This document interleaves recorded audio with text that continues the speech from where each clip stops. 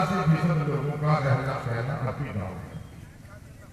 और कहा जाता है कि भारत की आत्मा गांव में बसती है, भारत किसानों का देश है।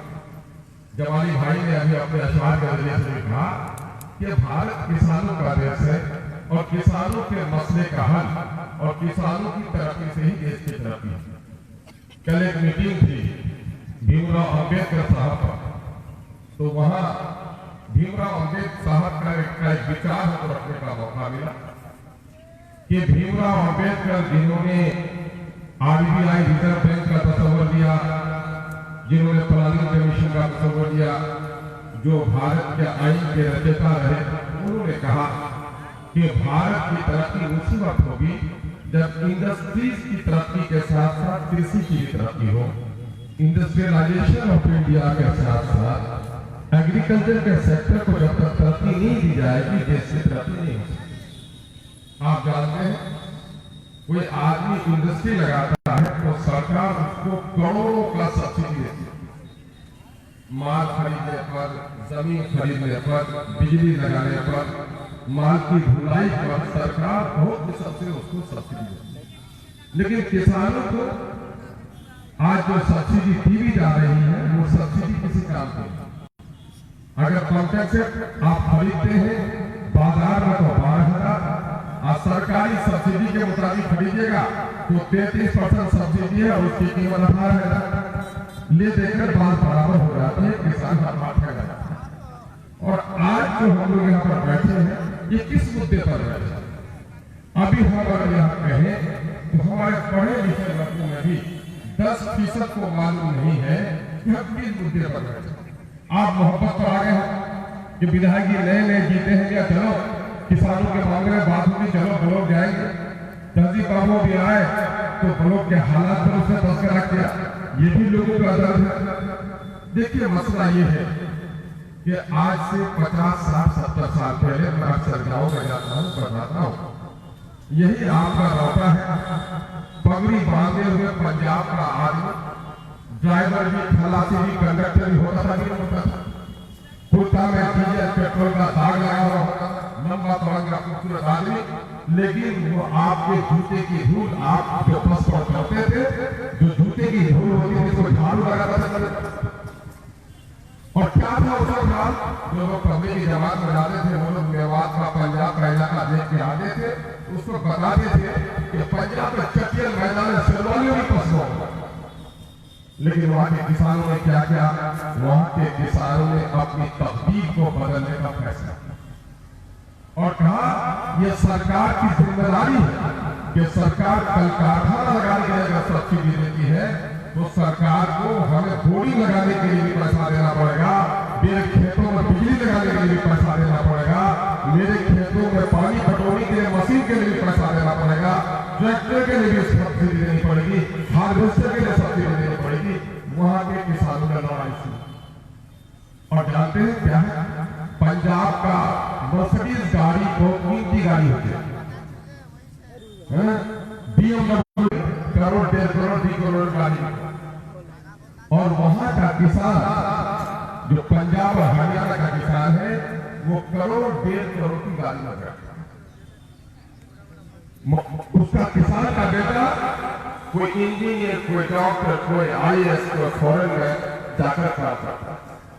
और जरा गौर तो कीजिए कि हरियाणा, पंजाब का, पश्चिमी यूपी का वो किसान जो खुशहाल है वो आज हफ्ता 10 दिन से सर्दी, रात है, ठंडक है और पंजाब के सड़कों पर, नोएडा की सड़कों पर, दिल्ली की सड़कों पर जांच किए हुए खबर सुना की नहीं।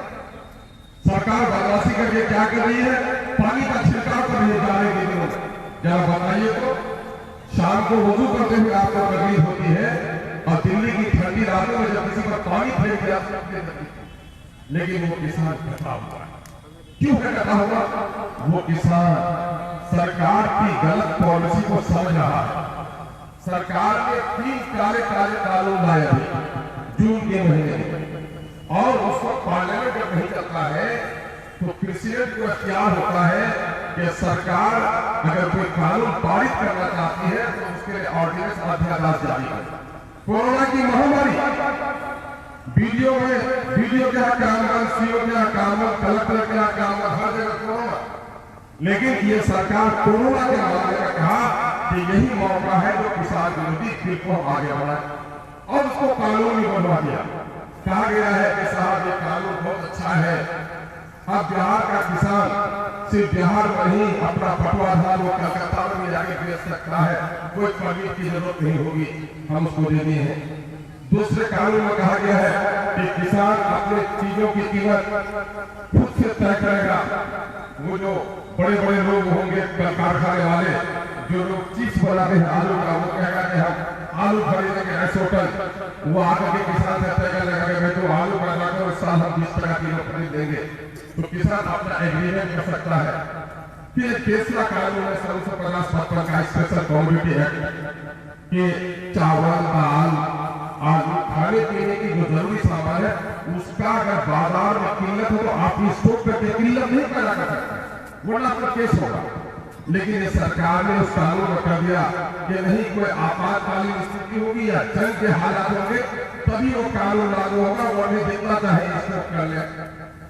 सुनने में मुझे बड़ा लोक लुभावा लगता है कि किसान अपनी कीमत को तय करेगा, अच्छा होगा, लेकिन इसके पीछे राज क्या है?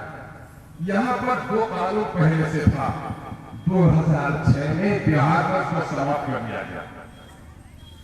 एग्रीकल्चर प्रोडक्शन मार्केटिंग APMC एक कानून था, जिसकी वजह से मार्केटिंग बोर्ड और मार्केटिंग का इलेक्शन होता था, बाजार समिति इलेक्शन होती थी। बाजार समिति में यह था कि किसान अपने सामान को अगर आम मंडियों में नहीं बिकता है तो बाजार समिति में ले जाएगा और सरकार जो तय करती है, जिस तरह अभी शायद धान का शायद 18,500 से 18,000 सरकार ने समर्थन तय किया है। अभी बिक रहा है कितने में? बरोबर में 1100 1200 ये बिक रहा है, तो लगभग 600 650 लाख आपको नुकसान हो रहा है। तो समर्थन मूल्य कहते हैं कि किसानों को उसके फसल की वाजिब कीमत मिले। अगर वाजिब कीमत से कम बाजार में मिलता हो तो सरकार खड़ी हो जाए कि नहीं, हम अपने किसानों को घाटा होने नहीं देंगे, हम 1850 खरीदेंगे, ज्यादा होगा तो हमारे किसान का फायदा होगा, लेकिन हम अपने किसान को घाटा होने नहीं देंगे। इसी का नाम है मिनिमम सपोर्ट प्राइस, MSP का नाम है। अब सरकार की बाध्यता थी कि MSP कानून के तहत अभी मकई को लगभग 1850 नहीं किया है।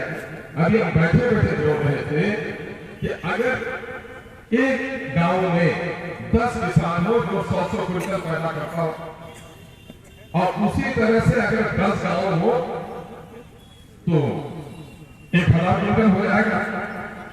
अगर एक पंचायत के अच्छे किसानों के फसल की कीमत को लीजिएगा जो आज बाजार में वो बेच रहा है 1200, और अगर वो सरकारी तौर पर 1850 बेचता था तो 3 करोड़ 4 करोड़ रुपए का घाटा सिर्फ एक पंचायत है। तो सोच लीजिए कितने का घाटा आपको होता है। तो अगर 100 क्विंटल बेच रहे हैं तो अगर 10 क्विंटल में 10 से 6,000 का घाटा होगा, तो 100 क्विंटल में 60,000 का घाटा होगा। 60,000 रुपए किसान का वो बेटा बाहर कर सकता है, लेकिन आपको ये हाल होने नहीं दिया जाता। आपको मालूम भी नहीं है, आपको हमने समझे भागे मामला समझेगा, फसल किसी को दाम कम है ना, कम होते साथ दाम उठेंगे, ऐसा नहीं है। सरकार की सारी पॉलिसी है, इसका तय है। और पंजाब के किसानों को अभी जो यहाँ पर आपका इलेक्शन हुआ पैक्स के चेयरमैन का, उसका काम क्या है? उसका काम यह है कि सरकारी दर पर आपको खाद पहुंचा दे। थोड़ी सी आवाज कम कर रहा हूं। सरकारी दर पर खाद पहुंचा दे और किसानों का समर्थन मूल्य पर धान खरीद ले। मुझे धान खरीदा नहीं था, बहुत कम। मैंने कल भी मालूम किया है 5% से ज्यादा लोगों की धान की खरीदारी नहीं हो रही है। अब कुछ लोगों की मजबूरी है, हम पैक्स चेयरमैन पर इल्जाम नहीं लगा सकते हैं, हम तहकीक करेंगे उसके बाद बोलेंगे। लेकिन बहुत सारी लोगों पर क्या करता है पैक्स का चेयरमैन कि उस बेचारे को पैसा वक्त पर नहीं मिलता है या कारोबार है तो ऊपरे ऊपरे धान खरीद करके, जिससे है इलेक्शन में जो साथ देता है, जो समाज का दबंग है, 5 गीगावाट के 25 बीघा खेत वाली 5 रुपए दे दी। ये मामला होता है। सरकार ये कानून इसलिए ला रही है कि अगर कंपनी वाले से आप दाम तय कर लेंगे तो आपको कहता है कि देखिए कितना अच्छा है, हम आपको आजादी दीजिए, दाम तय कर लीजिए। लेकिन कंपनी वाला अगर तय कर लिया 20 रुपया आपसे कीमत और बाजार में, खुले बाजार में उसकी 25 रुपए कीमत हो गई, तो आपको बेचने का हक नहीं होगा, आपको कंपनी को देना होगा। लेकिन सरकार का जो समर्थन मूल्य है, सरकार का समर्थन मूल्य अगर 18 रुपया है और कभी 25 रुपया में बिक जाएगा तो सरकार आपको वोट नहीं लगाएगा। और क्या करेगा, कंपनी वाले को जिस माल की जरूरत पड़ेगी वो माल पैदा करने के लिए आपको बात करेगा और ऐसी ऐसी दवाई डलवाएगा जल्दी पैदा करने के लिए कि आपका खेत खराब हो जाएगा। और इन चीजों को लेकर वहां का किसान यह समझा कि ये तो प्राइवेट हाथ में देने जा रहा है सरकार। आप जा रहे हैं, हॉस्पिटल का मामला कितना गिरा हुआ, हॉस्पिटल में जाते हैं तो फ्री में पूजा काट के आपका डॉक्टर देख लेता है भाई। आप प्राइवेट में जाते हैं 300, 400, 500, तो प्राइवेट में जाने ही से स्टेट बस चलती है उसका किराया और प्राइवेट की बस का किराया में फर्क है कि नहीं है। तो सरकार धीरे धीरे बिग कॉर्पोरेट हाउसेज को, जो बड़ी बड़ी कंपनियां हैं, टाटा, धीरूभाई अंबानी वगैरह जैसे लोग, उनके हाथों में खेती को बेच रही है। और आप अपने खेत में मजदूर बनकर रह जाइएगा, आपकी हालत जो आज खराब है उससे ज्यादा खराब है। एक बात दिल पर हाथ रखकर कहिए तो वो किसान, हमारे यहाँ का किसान, अभी आप धान बेच रहे हैं गेहूं लगाने के लिए, खाद खरीदने के लिए, और ये पौने अगर 1200 का 1100 मिलेगा गेहूं लगाने से, आज धान लगाने से आप बेच लेते हैं, नहीं तो आप कर्ज पड़ लेते हैं। सरकार ने ये कानून इसलिए लाया था मार्केटिंग मंडी का, ताकि किसानों को बिचौलियों से बचाया जाए, किसान अपना सही कीमत पर धान खरीदे। लेकिन मेरे किसान भाइयों, पंजाब में कल कारखाना भी है, पंजाब का एक भाई खेती करता है, एक भाई कारखाना चलाता है, एक भाई अमेरिका में रहता है। लेकिन हम लोगों का तो सब कुछ किसान है, हम लोग निर्भर करते हैं। बेटी की शादी तो वही फसल बेचकर, बाप बीमार की दवाई तो वही फसल के बेचकर, बेटे को पढ़ाए तो जगह जमीन बेच के हम नहीं कर सकते हैं। तो पंजाब में पहले ये बताइए तो, अगर छोटे से 1 लीटर पानी डाल दिया जाए किसी मग में, पहले वो खोलेगा, जिसमें 50 लीटर पानी आ जाए वो खोलेगा पहले। अकल ये कहती है कि छोटे बर्तन में जिसमें आप आधा लीटर पानी डालेंगे और आंच देंगे और 50 लीटर वाले में आंच देंगे तो पहले 1 लीटर वाला खोलेगा, ये खोलेगा। लेकिन अफसोस कि 50 लीटर वाला खोल रहा है और 1 लीटर वाला भी खोल रहा है, इसलिए कि आपको कोई गुस्सा ही नहीं, क्योंकि मालूम नहीं, हमको मालूम नहीं कि मेरे खिलाफ क्या कानून बन रहा है। क्रिकेट साला जब धमका है मेरे साथ बहुत जान जाई, मेरे बाबू सारा काम से। आज अगर ये क्रिकेट वाले बच्चे भी हमारे आ जाते, मैं कहता हूँ मेरा नौजवान खेले, अच्छा खेले, वो भी सूर्य को आस्था बोले, लेकिन उनके बाप की हालत जब तक अच्छी नहीं होगी, बेटे की हालत कैसे अच्छी होगी। जलसे में जाड़े की रात में भी, लेकिन आज हम बधाई देते हैं, शायद किसानों के मुद्दे पर पहला जलसा होगा जो इतना कामयाब आप लोगों ने किया है, मैं देखिए कह रहा हूं। लेकिन आदमी को समझना होगा कि हम किस मकसद के लिए आए। घर जाइएगा तो लोग पूछेगा क्या कहेंगे, तो उस चादर जमा होना चाहिए, कहती है वजह से तो कहना जमा होना चाहिए। तो आपको मालूम होना चाहिए कि मेरे फसल की कीमत सरकार जो एमएसपी तय करती थी उसको खत्म करने जा रही है। मार्केटिंग बोर्ड को ये बेईमान सरकार ने 2006 में खत्म कर दिया। मार्केटिंग होता था, कुछ तो हंगामा होता था, कुछ तो खरीदारी होती थी, जिसके नतीजे में आपके धान की फसल खरीदारी भी हो रही। मक्का के फसल में पिछले साल जितना रिकॉर्ड प्रोडक्शन हुआ, मैं समझता कि लोग बहुत खुशहाल हो जाते, लेकिन आपको पेड़ में रख दिया गया और 800 रुपए क्विंटल मक्का बेचा है। बेचा कि नहीं बेचा? कितना नुकसान।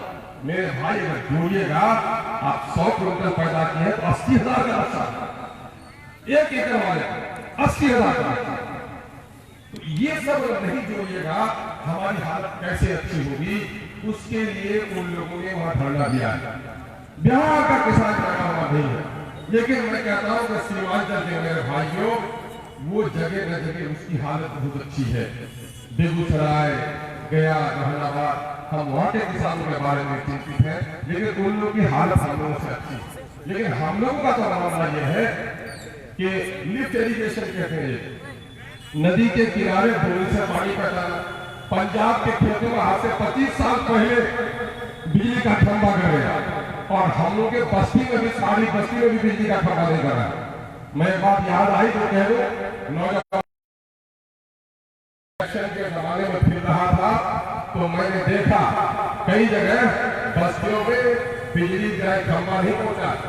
जिस जगह बिजली का खंभा नहीं लगा है, बिजली जिस गांव में नहीं पहुंची है या टूटे हुए तार है, उसकी दरखास्त हमको ला करके दीजिए।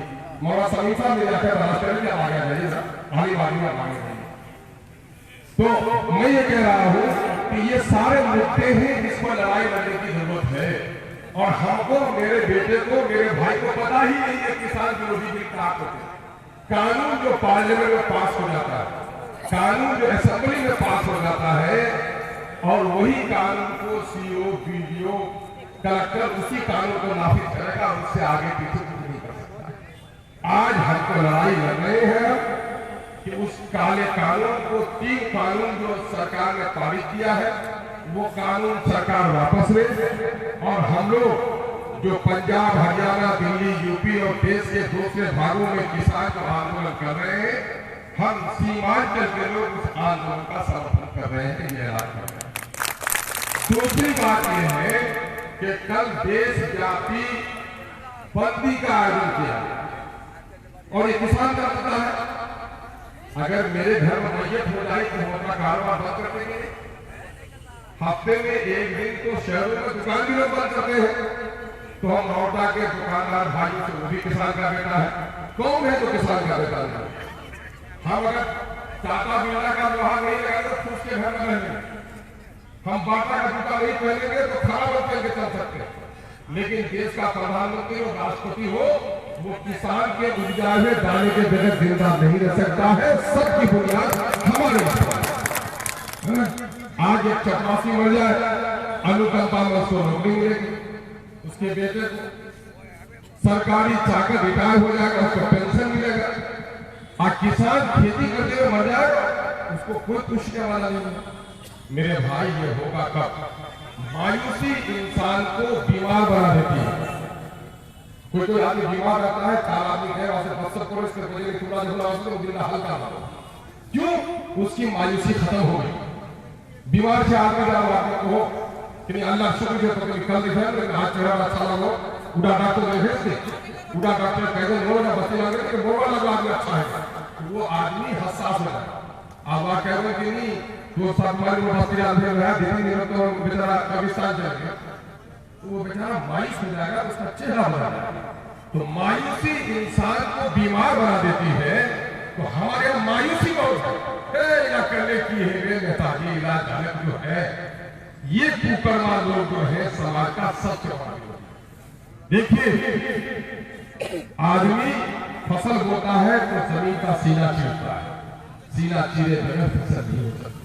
आप जो ये इनकलाब की बुनियाद रख रहे हैं, ये अखबार मीडिया के हमारे साथी हैं, वो लिखेंगे कि रोहटा के किसान हिंदू मुस्लिम सब यमाइयों नहीं, कांग्रेस के साथी भी थे, राजद के भी साथी थे, दूसरे पार्टी के लोग भी दोस्त थे, किसान जग गया है तो सरकार चिंता आती। कल हम लोगों ने तय किया है कि हम हाथ जोड़कर मेहरबानी की तलब करके अपने दुकानदार भाइयों से भी, जिन लोगों को हमने कहा है, यहाँ पर आपसे गुजारिश करूंगा कि रोहटा के मेरे दुकानदार भाइयों को कहिए कि भाई एक दिन के दुकान कर देखिए, अंदर में साफ सफाई कर लीजिए, खाना लाने किसी क्या लेंगे तो चले जाइए, लेकिन बाजार में सन्नाटा रह दीजिए, ताकि सरकार के काम पर बात जाए कि सीमांचल जो सबसे सोया हुआ था, सबसे पहले बिहार में जग चुका है और उसका समर्थन कर रहा है। कल हमारे लोग किशनगंज में, आज हमारी पार्टी के लोग पैसा आज कर ही रहा, अभी अमो में भी धरना चल रहा है, पैसी में भी धरना चल रहा है, डगरवा में भी चल रहा है, कोचरला बालू में भी चल रहा है। कल किशनगंज में भी एनएच रहेगा, और पैसी में भी हम लोग हाथ जोड़कर लोगों को डंडा दिखाकर नहीं, बल्कि देशव्यापी जो वो हुआ है, हम लोग सबको कहेंगे कि आज 12 घंटे के लिए सड़कों को थाम दो, ताकि जालिम सरकार के कान तक मेरी बात पहुंचे कि किसान जब तक यहाँ पर हलचल करता रहेगा, तुमको दिल्ली में चैन से बैठने के लिए नहीं दिया जाएगा। तो ये काम हम लोग करना चाहते हैं। हम आपको यकीन दिला रहे हैं, हम यहाँ अभी ब्लॉक के प्रांगण में हैं, हमारे करीब हमारी सरकार काफी 8 पंचायतों में जाना बाकी रह गया है। बेच के पंचायतों में हमने दौरा किया है, शुक्र के तौर पर, शुक्राने के तौर पर। हम वहाँ इंतजार में हम लोग असम्बली चली, फिर हम लोगों का इलेक्शन हो गया वहाँ। तो आपके हैदराबाद के लोग, वो बड़े लोग, खुशहाल लोग, आपके में रहने वाले लोग, आपके यहाँ महीना दिन रहे, तो हम लोग पर भी चलित था कि 2 दिन के लिए जाए। 2 दिन के लिए हम लोग वहाँ गए। उसके बाद से लगातार आ गया है, कल फिर धरने में होंगे।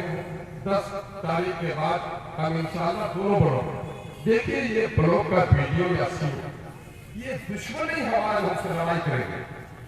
देखिए सिस्टम में पहले से जिस तरह लोगों को काम करने का आदि बना दिया गया है, हम समझा के उनको कहेंगे देखो हमारे लोगों की लड़ाई तुमसे नहीं, हमारे लोगों की लड़ाई भ्रष्टाचार से, और भ्रष्टाचार के खिलाफ अगर लड़ाई लड़े तो वीडियो सीओ भी साथ दे रहा है तो हम अच्छा आदमी है, उसकी तो मदद करनी चाहिए। वो नहीं, अगर दलाल के पीछे कोई भ्रष्टाचार का साथ देगा उसका हम विरोध करेंगे। हमें अभी सरकार की विचार की बैठक हुई है कि दिसंबर के महीने तक जितने पेंडिंग है म्यूटेशन के कागज, इनको जल्दी से जल्दी हल करना है। सीओ साहब को मैंने कई बार टेलीफोन पर कहा है, शायद आज भी मेरी बात को सुन रहे होंगे। आज हमारा समय अभाव है, क्योंकि हमारे अपने बैठता भी। हम आप लोगों से कहना चाहते हैं कि जितने भी म्यूटेशन के लिए कागजात हैं सीओ के हाथ दीजिए। अगर दिक्कत होती है तो हम लोग को बताइए, और हम लोग भी अनकरीब इसी महीने के अंदर 15-16 तारीख तक या हम लोग अपने पदाधिकारियों के साथ बैठना चाहते हैं। हम लोग चाहते हैं कि अमन के माहौल में सिर्फ हंगामा बर्पा करना हमारा मकसद नहीं है, बल्कि हमारे लोगों का काम सुचारू ढंग से हो, उसके लिए पदाधिकारियों को भी सहयोग करने के लिए हम लोग तैयार हैं। अगर कर्मचारी कम है यहाँ पर तो हम राजस्व मंत्री से मिलकर, राजस्व कमिश्नर से मिलकर यहाँ की परेशानी को बताएंगे, ताकि हमारे लोगों का काम जल्द से जल्द हो सके। और यही चंद बातें हम आप लोगों से कहने के लिए आए हैं। लेकिन मेरे भाइयों